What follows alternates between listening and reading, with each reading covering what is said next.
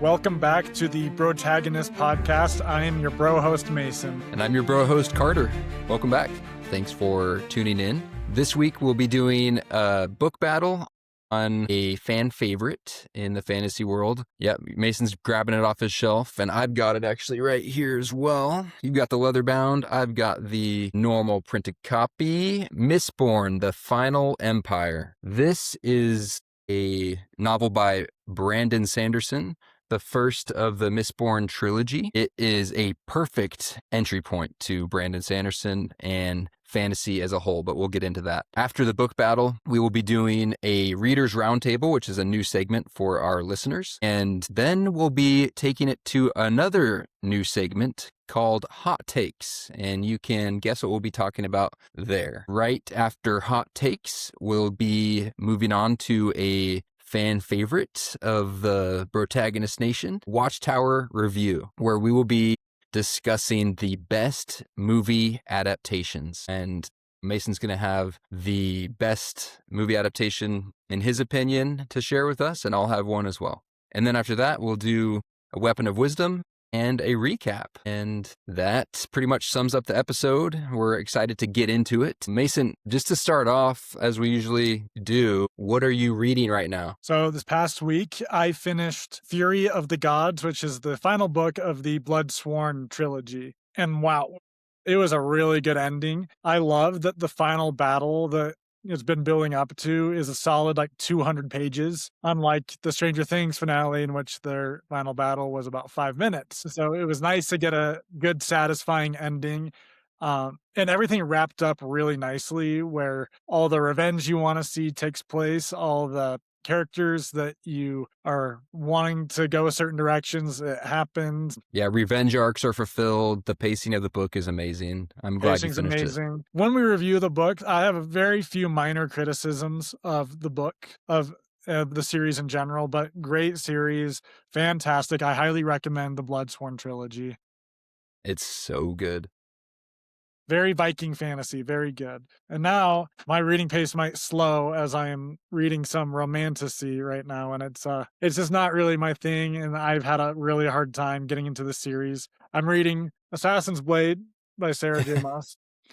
I was told to read Throne of Glass, Crown of Midnight, and then read this one. And I still, third book in, I'm having a really hard time getting into it. I find the protagonist to be very, unbearable. I wouldn't say she's boring, but it's just so I'm Selena Sardathian. I am the best assassin in the world, but I'm going to judge everyone based on their ethics, even though I'm an assassin and literally kill people for a living. And then I'm never going to take accountability for anything I do wrong, and then just really hold it against people when they do anything wrong. In fact, I'm going to try to kill someone just because they didn't tell me something.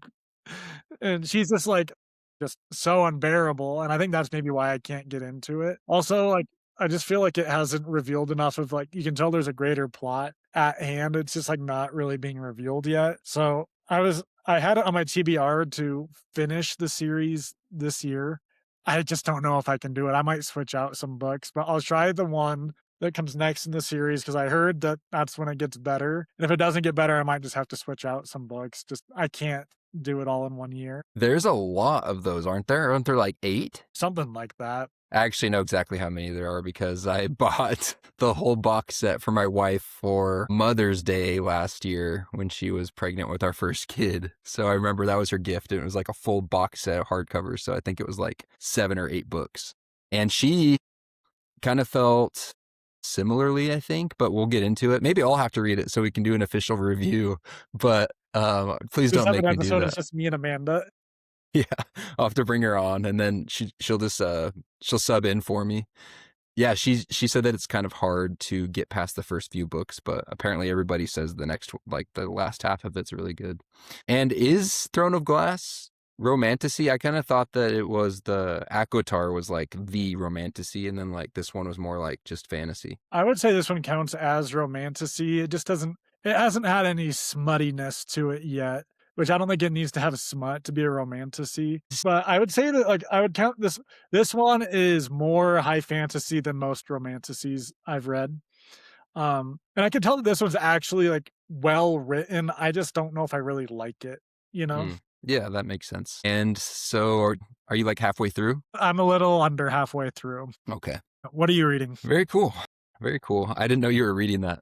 That's good. I think I'll have to read it. I think I'll have to read it. That'd be a good review for us. And then we can, expand our audience a little bit, hopefully. I'm reading, well, I finished The Witcher, The Last Wish, which you had told me to read. I really loved the book, actually. I really liked it. And like you said, it's a bunch of short stories all put together, and so the timeline's all mixed up. But I really enjoyed it a lot. And simultaneously, I was watching the first season, and I thought it was pretty spot on. But there's some things I think that are in the Sword of Destiny book that are in season 1 of The Yeah, Witcher that is true. that I need to read that. So now I started Sword of Destiny so that I can put it all together. But in between starting the Sword of Destiny, which I started that today, I read one of my favorite books of all time called The Way of the Peaceful Warrior by Dan Millman.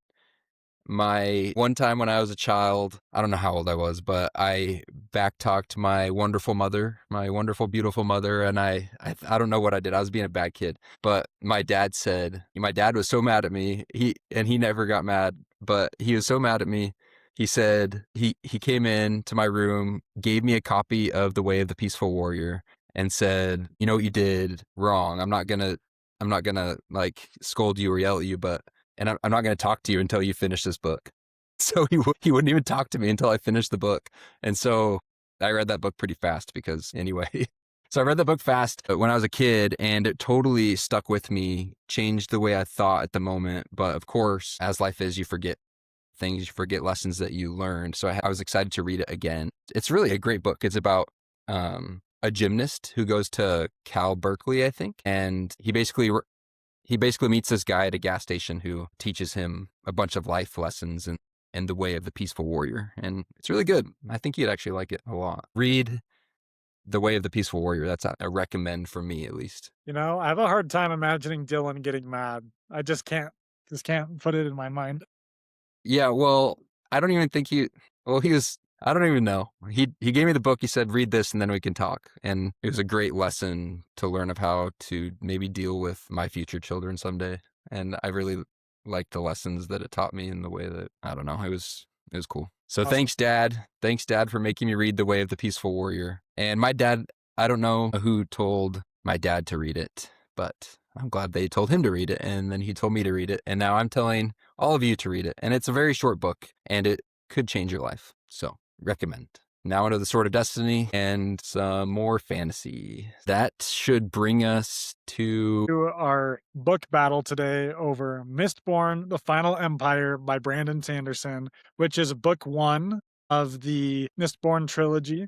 For those of you that don't know, Brandon Sanderson has kind of like an enormous world called the Cosmere, in which all his main series come together a little bit and have some interconnection. But they're all written in ways that you don't need to read every series to know what's going on in each individual story. And this is the first series. It wasn't his first book, but it was his first trilogy, and it's fantastic. Mistborn is broken into right now 2 eras, where one takes place kind of like in a Sherlock Holmes type time, in England, is kind of how I imagine it. And then the era 2 is kind of American Western, where they have guns and stuff now, but it hasn't progressed, a crazy amount. And I think trilogy 3 is 1980s, and then it's full space opera in trilogy 4. So Mistborn, Final Empire, book 1 of era 1 of Mistborn.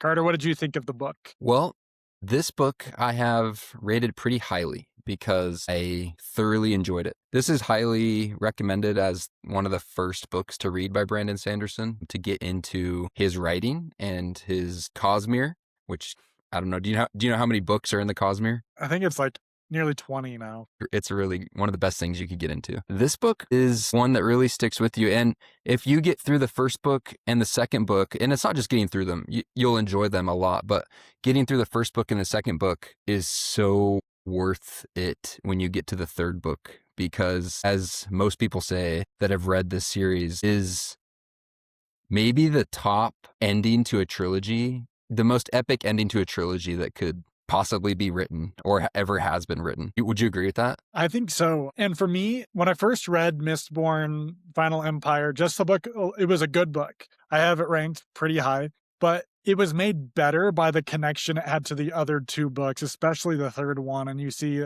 how well written it was, to the foreshadowing that you just didn't know yet.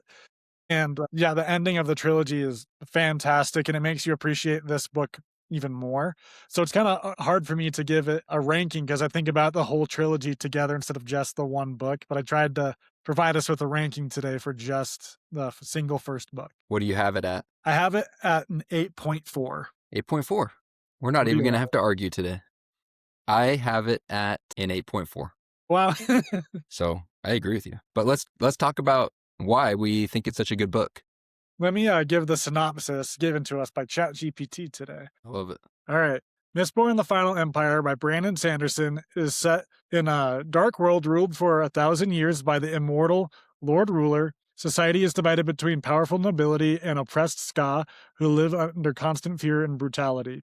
The story follows Vin, a street orphan who discovers she has a rare magic ability called allomancy, the power to ingest and burn metals and gain supernatural powers. Vin is taken in by Kelsier, a charismatic rebel and a powerful Mistborn, who leads daring plan to overthrow the final empire. As Vin trains in allomancy, she begins to question trust, loyalty, and her own worth, while uncovering deeper mysteries about the Lord Ruler and the true nature of his power. The novel blends epic fantasy, unique magic system, and a heist-style rebellion narrative. Nice. That sums it up nice. And before you had asked what I liked about this book, it's got to be the magic system and the world building. It's got one of the best magic systems I've ever read. And I think that's what you had told me when you had read this book and I hadn't yet.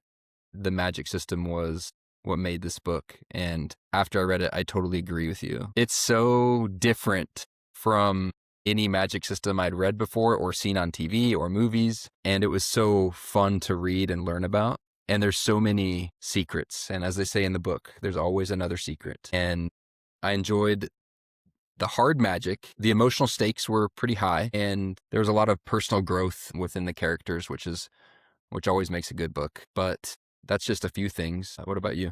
I agree. The magic system, I love that it has like kind of clear cut rules. And I love how they take a chapter where Kelsier is explaining to Vin how like how her powers work. And so Vin and the reader get to kind of learn these are the rules. This is how it works. And everything's clear cut. So there isn't like the cop out of how do they solve this problem? It was magic, you know? Yeah. Yeah. It has clear limits.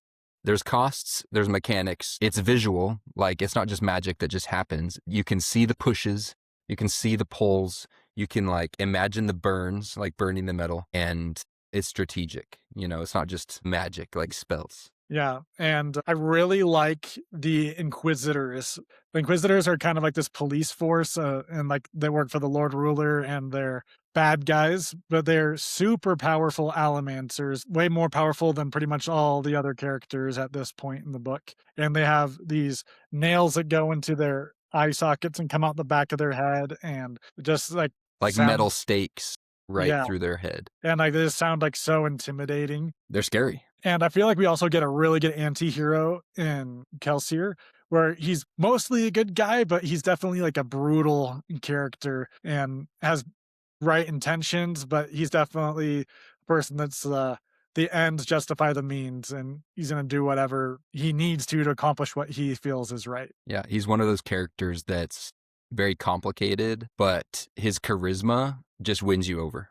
And he's a great character. He's not in the series as much as Vin, but I think that he's better written than Vin. I think it's hard about Vin is she's a 16-year-old girl at the time, and he actually writes her really well as a 16-year-old girl. Like she's still figuring out just like so many things about herself and Yeah, good point. all these things, where like Kelsier is a grown man, is more grounded in who he is and what he wants and what he believes. So it's like easier to be drawn to the confident, charismatic character than it is to kind of this insecure girl who's figuring out who she is while becoming super powerful. That makes sense. And maybe it would like resonate more if like I was a teenager as I read the book. but I was more of an adult. But yeah, Vince, I like her character growth a lot through the trilogy, especially in the first book. There's a lot of transformation, a lot of growth. She starts as a paranoid, abused girl, street urchin, and then she becomes competent and confident and brave. And I like the role that Kelsier plays in being kind of her mentor and showing her who she could be. I also really like that this magic system has not only is like physical abilities, but the ability to affect emotions like soothing and rioting. And that's two of the Mistborn powers. And you'll see in the book, there's some characters that only have one of the Mistborn powers, the Allomantic powers, and then Mistborns have all of them. And it's like a really rare condition for someone to be a Mistborn. So Vin will train one-on-one with some of these specialists, I'll say, that only have one power, but they're really good at it. And when she's with someone called Breeze, who's a soother, who is able to kind of like calm down people's emotions and manipulate them emotionally to get what he wants from them. And he's really good about it. And I love like when he's like explaining to her how to do it, just like you can't give them an emotion out of nowhere. Like you gotta say something that should spark this type of reaction and then just like feed into it. You know, it's not just mind control. It's no, you got to be smart about it. I like a villain that surprises you at the end. And I think the villain is very interesting. And I like when the villain's interesting. I also like that the villain's like actually a villain. Like the villain in his own way is kind of trying to help, but just becomes corrupted. But no, he was a bad guy. Like, you know, he did a lot of just really bad, shady things. Way more brutal than Kelsier, and you hate him the entire time, you know? Yeah. It's a good series. It's a No, good book. no, and so many good characters too. There was a lot of characters that get introduced into this book, but I feel like you just learned to love them all so much. Yeah.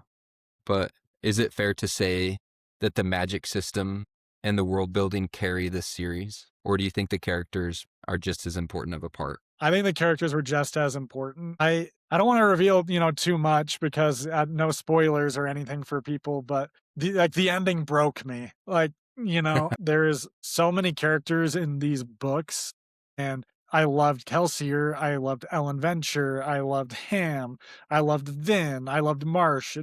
There's so many characters that I'm really invested in, you know, everything they do. And Spook, like I feel that almost like the friendships and the connections they had were bigger for me than the amazing magic system. Yeah.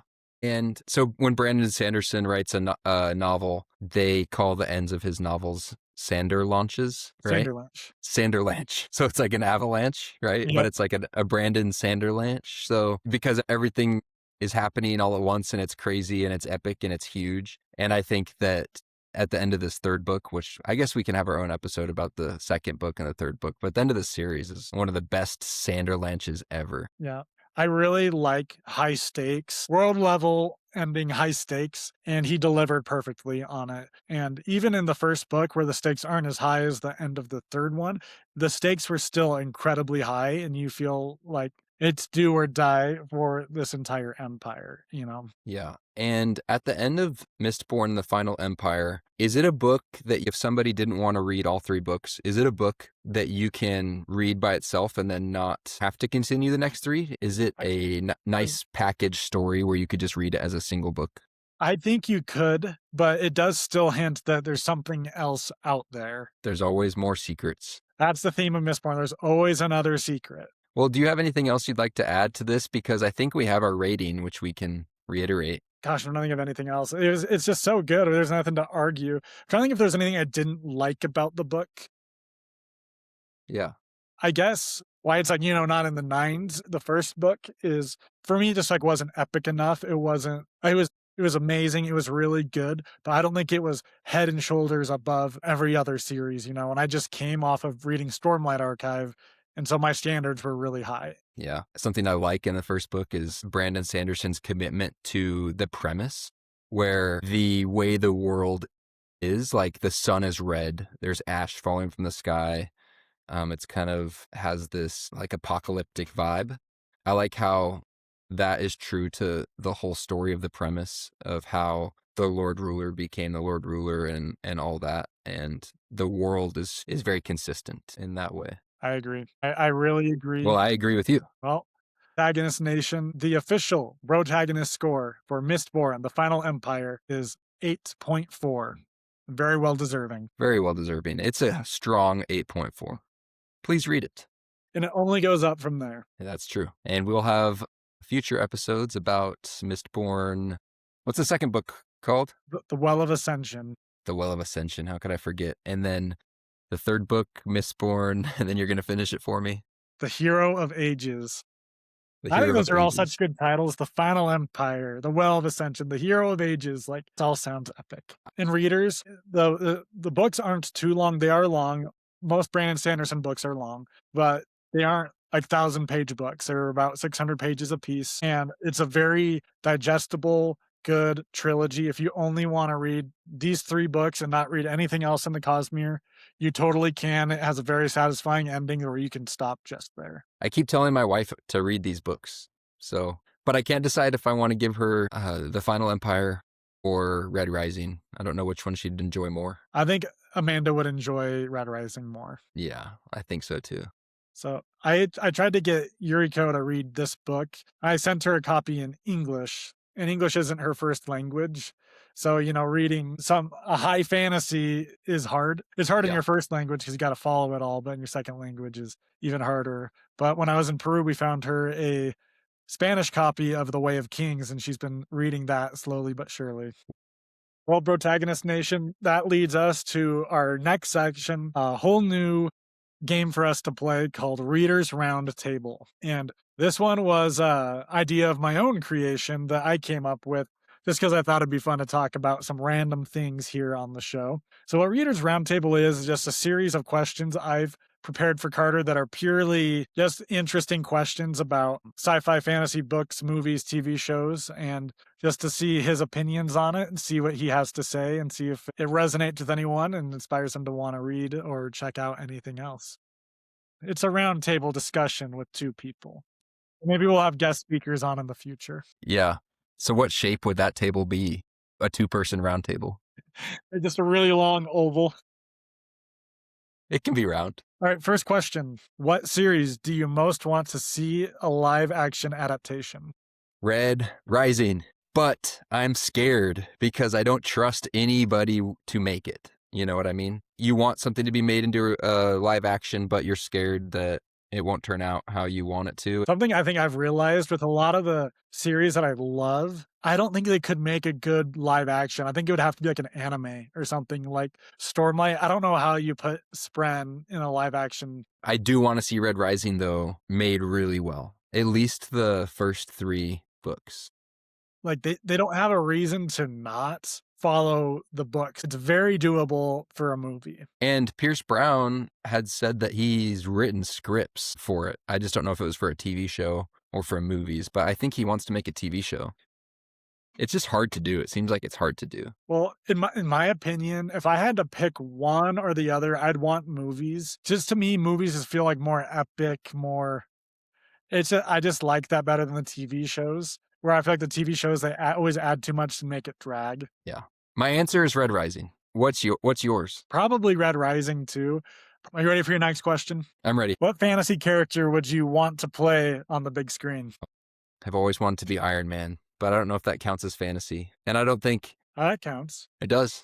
Yeah, I think so. I'd want to be Iron Man, but also I think it would have been really fun to be a Jedi or a Sith. I just don't know which one. I would love to play Kaladin, but Brandon Sanderson said that he's Asian and I'm not. So I don't know if I could ever do that. But I would love to be Kaladin. He's my favorite character ever. Who else would I like to be? I would like to be Duncan Idaho. I really like Duncan Idaho in Dune. I'm not Jason Momoa, but I would love to have that role. Yep. Okay, what's next? What book are you most looking forward to reading this year? Most excited to read, I don't know which is the first book, but there's those 4 books by John Gwynne, The Wrath, Ruin, Valor, Malice? Wrath, Ruin, Valor, and Malice. I don't know if that's the right order, but that's what I'm most excited to read because everyone says they're amazing. Also, the First Law trilogy by Joe Abercrombie. How about you? I think I'm most looking forward to reading Sun Eater this year. Yes, I'm so jealous of you for getting to read it for the first time. I actually really don't know if you'll like it. Interesting. I've heard a lot of people love it. I changed my answer to the question of who I'd want to be in an adaptation. I'd want to be Hadrian Marlowe from Sun Eater. I think he's the best. This is a hot take. I think he's the best written character ever. I'll have to be the judge of that. Keep in mind, I'm saying this knowing that a lot of my favorite characters in Red Rising are great characters, but the thing about the Sun Eater is it is Hadrian Marlowe's perspective throughout all 7 books, and all 7 books are huge. And in Red Rising, you get a lot of different perspective chapters, and same with The Way of Kings. You get alternating chapters, Kaladin, Shalom, Dalinar. But in Sun Eater, it's all Hadrian, the whole time. So you have like 7,000 pages of Hadrian.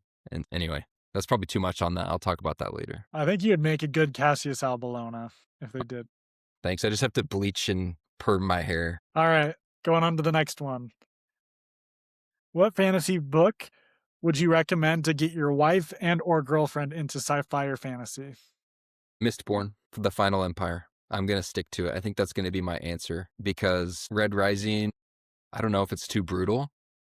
It's definitely a very masculine book. Yeah. And so I think Mistborn, where you have a female protagonist, is a good entry point for Amanda, my wife. And I want her to read Red Rising, but I think that Mistborn, The Final Empire is really important because I want her to know Brandon Sanderson like I do, which I don't know him personally, but I feel like I know him. All right. I think I'd go with Aragon because it's like very digestible, very easy to read, and you get a cool dragon right away, and it's not super deep lore, but it's also a high fantasy at the same time. Yeah. Good point. What's the next one? If you could live in a fantasy city or place like planet, what would it be? Ooh, definitely not Roshar. Too much war going on. Scadrial, no. Fantasy city. Dude, I just feel like this question's so hard. What's yours? I feel like I'd like to live in Dorne of Westeros.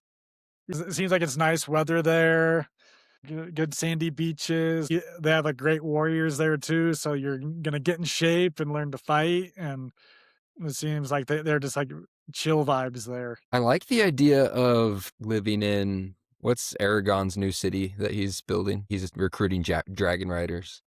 I want to be a dragon rider so bad that I'd choose to follow Aragon into the east. I have a hard time remembering the names of any places in that series. Dude, that's such a hard question. I've got to say, I'm just going to follow Aragon into the east and see what we can do. Last question. What character in fantasy or sci-fi would your wife, Amanda, most be like? Well, that is tough. What comes to mind is, first of all, my wife is a brunette, and she has this way about her that makes me think of Arwen from Lord of the Rings. Not because of the elf thing or the fantasy look, but because of who she is. Arwen has strength that is quiet. She's steady, and she chooses love. She loves with her whole self. She brings calm into chaos, and I really feel like my wife does that, as she calms my chaos, and she commits without needing the spotlight. And that's my wife. She's not loud power. She's kind of the presence that changes everything just by being there. And I feel like Arwen is like that. She chooses Aragorn no matter what. She sacrifices. She's quiet, but like you can tell she's powerful. What about you? What character would you say your fiance is most like in fantasy literature? I would say that Yuriko is most like Lily Potter. Not because they look similar at all, because they don't at all, but at least from what I know in the movies, they always say that Lily is like super kind. And that is like the great word to describe my fiance, is that she is so kind and caring of other people. And, she's a mental health therapist. And so, she's dealing with people like Severus Snape all the time. And she is beautiful. And I believe they described Lily Potter as beautiful. But she's got a lot of talents. And just like Lily, that she was like a very good student and witch and had a lot of talents, but was just like unfailingly kind. And that's kind of how I see Yuriko. Very good. High praise. Now I need to show Amanda this podcast and have her watch Lord of the Rings again. You've trapped her. You got her now. It was all a ploy to get you to watch the Lord of the Rings extended editions with me. Yeah. So that was the last question of Readers Roundtable. That was the last question of Readers Roundtable. And that brings us to our next segment then. Hot takes. Do you want to give your hot take first or should I go? Sure, I'll give this hot take and I'll probably have 2 or 3 death threats after this airs. So, my hot take is about the Imperium, which is right now encompasses the Fourth Wing, Iron Flame, and Onyx Storm. And I've voiced a lot of criticisms about uh, this series on my personal Instagram, and each time I have someone argue with me, it's her first fantasy series. Of course, it's not going to be perfect, but here's my hot take. The fantasy portion of this series is actually far and above the best parts of this series, and all their smutty romance is actually just like annoying and gets in the way of the story. And Boom. that's my hot take. But what I love about the series is the dragons are all really cool. They all have like their own lore and names and nicknames. And like, you know what? What I would love to see is Terran versus Saphira and Drogon. And I think that he would win. I think so too. I don't think you can get by that Morningstar tale. And all the signets and powers that the writers get from bonding with their dragons, super cool. A lot of cool abilities. Shadow wielding is like one of the coolest abilities I've seen. And then the hierarchy story of the Venom and the Wyvern and why they have their wards up. That's like the good part of the series, and them trying to find solutions to how they get rid of this world ending threat is actually pretty good. It could be made better than what it is, but it's pretty good. It's entertaining. It keeps you hooked. But then every chapter, especially in Onyx Storm, has like some smutty foreplay scenes going on in their head, like every chapter. Instead of focusing on the story at hand and having the relationship be kind of an addition to it, it's so distracted and so invested into this high drama teen relationship and everyone acting immature and all these smutty chapters. I personally don't like smut in my books, but if you're someone that does, that's like fine. I'm trying to keep my personal preferences of the style out, but they put them in at the complete wrong spots where, okay, now it's just getting good. We're going somewhere. Okay, now we have, and it's not like just one chapter either. So that's my hot take. The fantasy portion of the Imperium is actually the good portion, and all their little extra things that they're putting in there are actually hindering the story. That's a great hot take. I think that's a whole, we'll just have to insert that whole clip into our Fourth Wing episode. That's great. I can't even argue with you. That was a hot take that I agree with.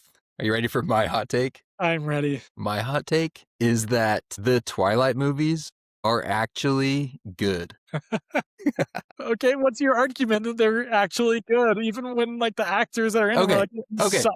They're not perfect. They're not high cinema. Say it But out loud. But they're good at what they're trying to be. And admittedly, the first movie has some acting deficiencies. But I think, like I said, it's not high cinema, but the movies are actually good. And if you can just appreciate them for what they are, I think everyone would be a lot happier. They commit to the vibe.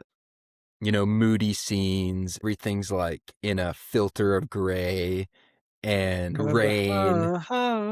And it's like if the PNW became a person. And I'm from the PNW. As you can see, go Seahawks. I'm trying to generate good luck and send it towards the team besides the point. Actually, it's not besides the point. That's all I care about right now. The Seahawks winning the Super Bowl. So I'm sorry that your Broncos couldn't get there, but maybe next year when Bo Nix is healthy, your quarterback breaks his ankle on one of the last plays of the game.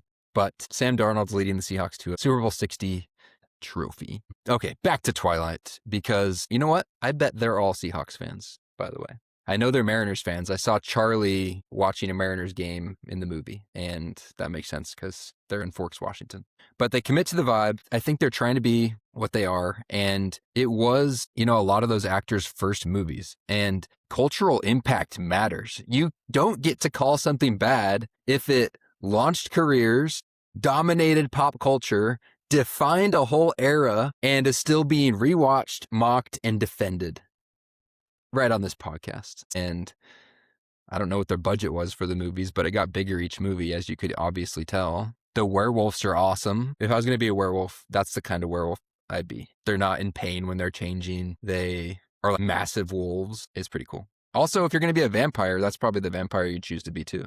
So she, Stephanie Meyer basically made werewolves and vampires something that everyone wants to be. And I never liked Twilight, but I did like Teen Wolf. Teen Wolf made me want to be a werewolf. I have 3 sisters. You know my sister Kennedy. Kennedy's a big reader, like we are. She was reading the Twilight books when she was really young. And so she told me to read them. And so I read Twilight. And ever since then, it was something we could bond over. And then all my sisters, we loved watching the movies. And then Amanda, my wife, loves the movies. And now I've been to like all the filming locations, and I don't care what anyone has to say. It's a hot take for a reason. Like vampires hitting baseballs at the crack of lightning. What's better than that? Reading minds, seeing the future. It's all fun stuff. I think the idea and stuff behind Twilight is pretty good and interesting.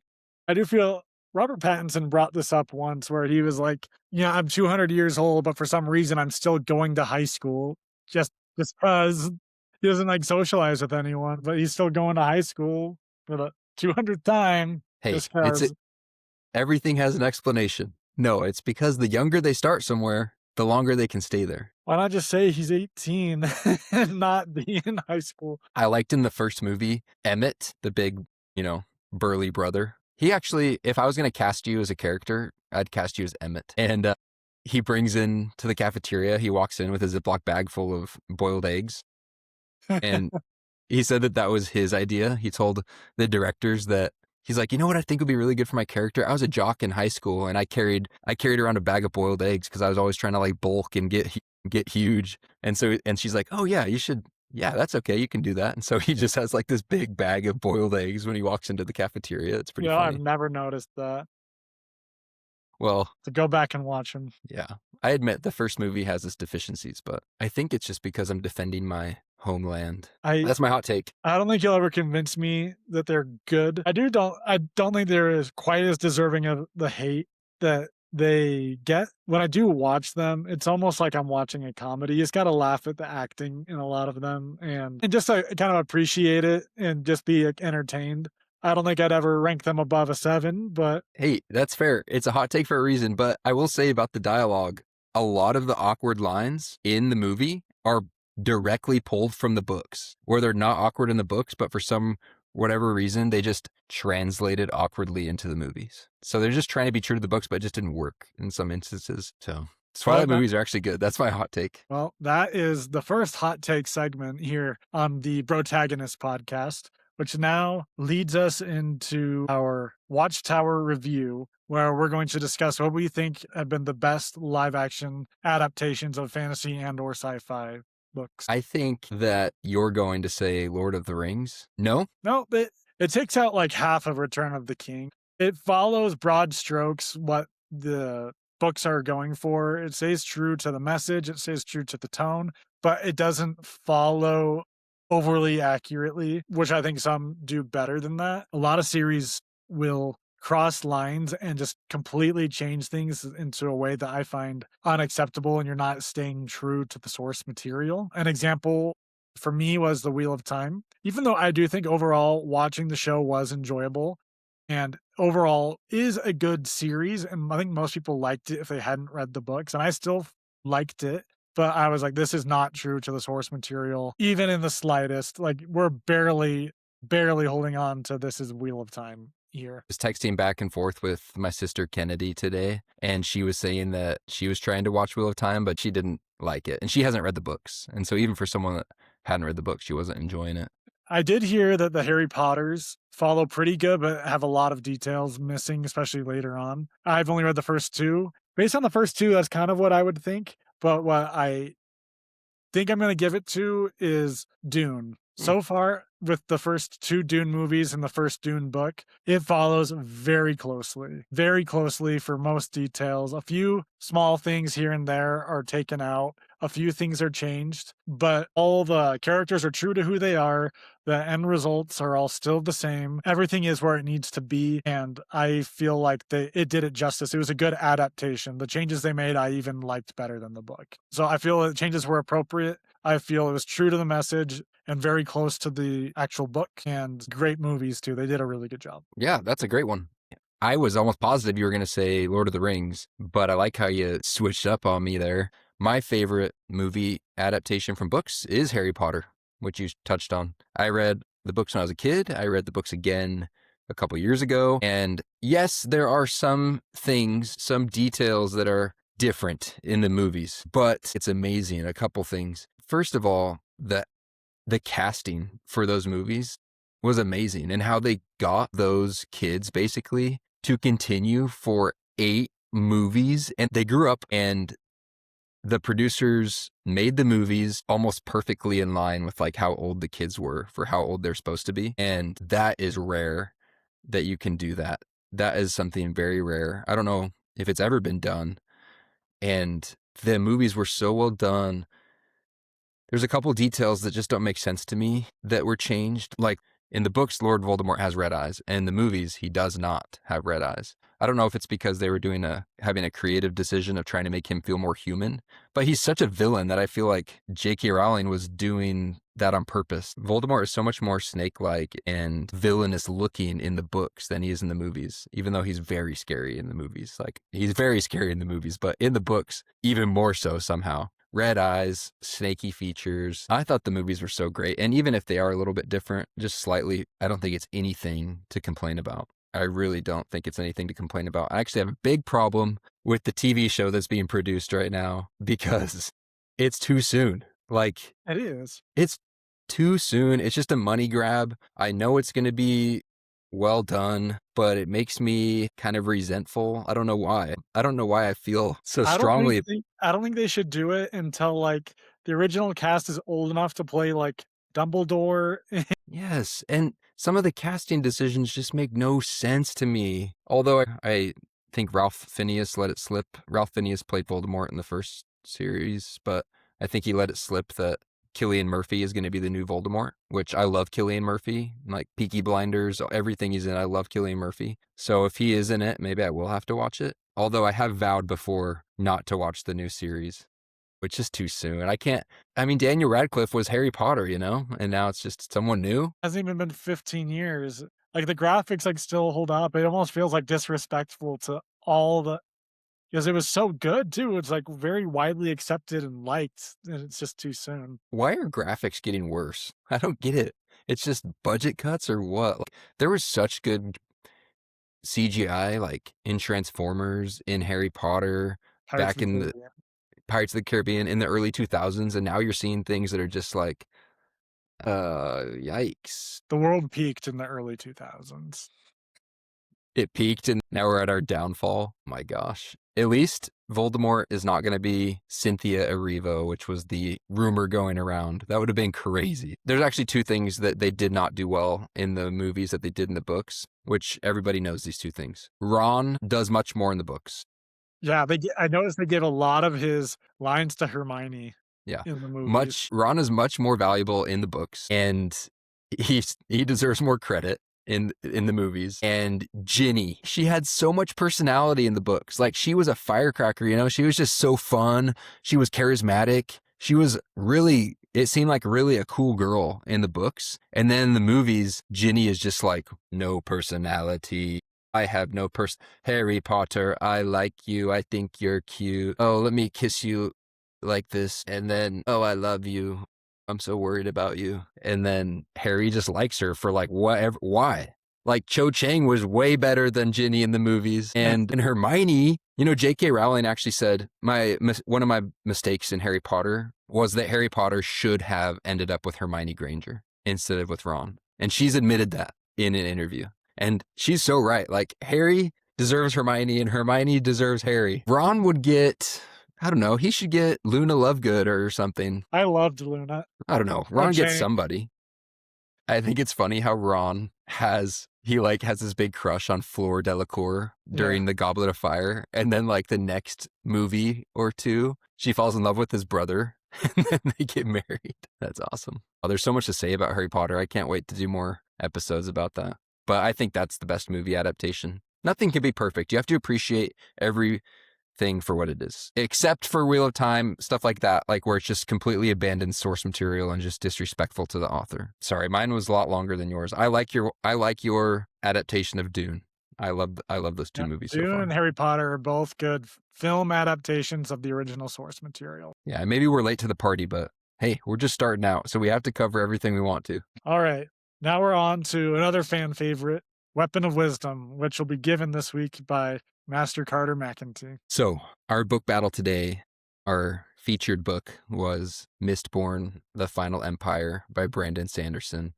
And this quote that I've handpicked for this episode is from that book. And this is it. What is belief? What is faith if you don't continue in it after failure? I think believing in things is very important. And that's easy to say because it's like such a easy thing to say. But belief and faith in things, I don't know, higher than us in love, and anything that we hold dear is important. It drives us, it motivates us. And what is the value in belief or faith if we don't continue on and take that next step?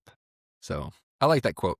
I don't have much to expound upon on it, but take it for what it is and absorb it and read the book. It's a great quote. A lot of Brandon Sanderson books are filled with amazing quotes like that. And I think there's even more gems in Mistborn, The Final Empire that are along like the same lines of those about having faith and belief, even after failure. Love that. When we have more failures than we do successes. Exactly. I like Sanderson's novels and really most books. The author is trying to teach us a lesson or two about life. And that's something that's so impressive about authors is that they don't only have the abilities to make a great story, but they have the ability to inspire us and teach us about ourselves. So that brings us to our recap. Mason's going to summarize the episode for us. Thanks, Carter. So just to review everything we talked about today, the book battle was over Mistborn, The Final Empire by Brandon Sanderson. It received an official protagonist score of 8.4.